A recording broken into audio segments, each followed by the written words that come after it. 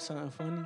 When we was talking in like the 12th round, I think the 12th or 11th, we was talking right? But he like, you ain't gonna win. I said, why not? What you talking about? He like, they ain't gonna give it to you. The controversy surrounding Tank Davis's majority draw against Lamont Roach Jr. is spiraling out of control, quickly becoming one of the biggest scandals in boxing this year. What should have been a clear-cut fight result has now erupted into a fiery debate over corruption, favoritism, and whether Tank was shielded by powerful forces outside the ring. Whilst punches are being thrown, it has to be a knockdown. I've heard some people saying, "Oh, that he should be disqualified. He went back to the corner." I don't buy that, to be honest with you. I mean, I think that's a warning, but it's a bit of a bizarre. Still in shock over the controversial moment in the 9th round that could have changed everything. Lamont Roach Jr. appeared to score a clear knockdown, sending Tank Davis stumbling. Yet referee Steve Willis refused to call it. Instead, he hesitated for a brief moment, seemingly beginning a count before abruptly stopping himself. The confusion in the arena was immediate, with commentators, analysts, and fans struggling to understand what they had just witnessed. That single moment shifted the entire momentum of the fight. Roach, who had been gaining confidence, was suddenly denied a huge opportunity, while Davis regained his footing without consequence. In the aftermath, speculation has run wild.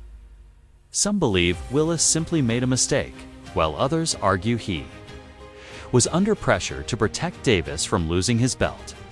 The whispers of corruption are growing louder, with some even suggesting the possibility of bribery. As the controversy escalates, boxing fans are demanding answers. Was this an honest officiating error, or was there something more sinister at play? One thing is certain, this fight's outcome will be debated for years, and the 9th round controversy may go down as one of the sport's most suspicious. It's a neat man.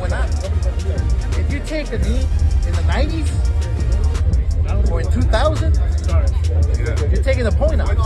That's the bottom line. You're taking the point off. It had already delivered its fair share of surprises before the controversy even began. Lamont Roach Jr., a massive underdog, entered the ring with nothing to lose and everything to prove. Facing the power and aggression of Gervonta Tank Davis, most fans and analysts expected him to crumble under the pressure. Few believed he could go the full 12 rounds, let alone push the undefeated champion to his limits.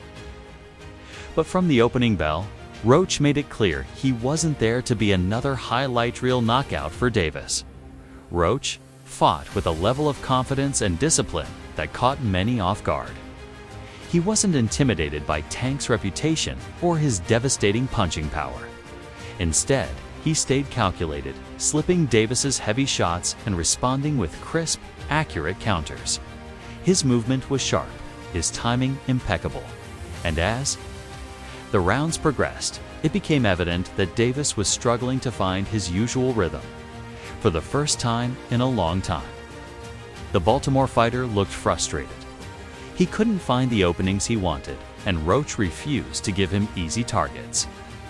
The challenger was controlling the pace, dictating exchanges, and making it a much tougher fight than anyone expected. Davis, known for overwhelming opponents with his explosive power, found himself in unfamiliar territory, being outbox. Then came the 9th round, the moment that changed everything. Roach landed a clean shot that sent Davis stumbling, what many believed to be a clear knockdown. But instead of counting, referee Steve Willis hesitated, creating confusion that would ultimately overshadow the entire fight. What should have been Roach's biggest moment became the center of a heated debate, fueling speculation that Davis was being protected from a potential loss. I mean, the only reason they gave you the fight was because you would make more money as a champion, but there's no way it's a draw, and they didn't call it a knockdown. If they called a knockdown, you lost that. Roach landed a clean shot that sent Davis staggering, forcing him to drop to a knee. The crowd erupted, expecting an automatic knockdown call. But then, something strange happened. Referee Steve Willis, known for his sharp officiating and animated reactions, hesitated. For a split second, it looked like he was about to start a count, but then he stopped. Instead of ruling it a knockdown, he waved it off as if nothing had happened. The arena was in chaos. Commentators were stunned, fans were shouting in disbelief, and social media exploded with outrage. How was this not a knockdown? The replay made it undeniable Davis took a knee after a clean shot from Roach, yet somehow Willis dismissed it completely. That single moment changed everything. Had the knockdown been counted, it could have swung the scorecards in Roach's favor. Instead, Davis escaped with a majority draw result that immediately sparked controversy. Many believe that without that missed call, Roach would have walked away with the biggest win of his career. Now, the debate rages on. Was this just an officiating blunder, or was Tank being protected from a devastating loss?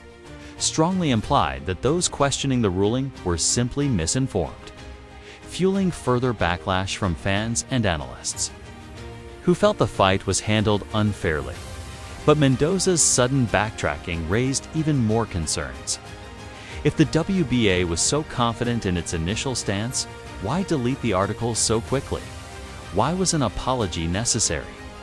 This drastic shift in position led to widespread speculation that the WBA had originally tried to protect Davis, but was forced to change its stance due to mounting public pressure. Yeah, I think so, yeah, and I feel like people just don't like Tank to a point where any little thing, just because he ain't knock him out, he probably feel as though that he lost, and he didn't, or it was a draw. Fans and analysts began questioning the WBA's credibility, especially since the article defending Davis was erased without explanation. If the organization truly believed Davis had done nothing wrong, why were they suddenly so willing to backpedal? Did they realize they had mishandled the situation? Or was this simply damage control to preserve their reputation? The controversy deepened when Mendoza hinted that a rematch between Davis and Roach Jr. was now being strongly considered. He stated, "Asterisk, asterisk. I have asked the WBA committee to follow up on Lamont Roach Jr.'s direct rematch case closely. However, we believe the parties, as expressed in the post-fight interview, will amicably agree to run it again." Asterisk, asterisk, this statement only fueled further speculation. If the WBA was truly convinced that Davis had won fairly and deserved to retain his title, why were they suddenly pushing for a rematch? Many saw this as an indirect admission that the fight's outcome was questionable. Others argued that the WBA was simply trying to clean up the mess it had created, offering Roach Jr. another chance in an attempt to quiet the backlash. Meanwhile, Davis himself refused to stay silent amid the controversy. Frustrated by the criticism, he fired back at those accusing him of receiving special treatment.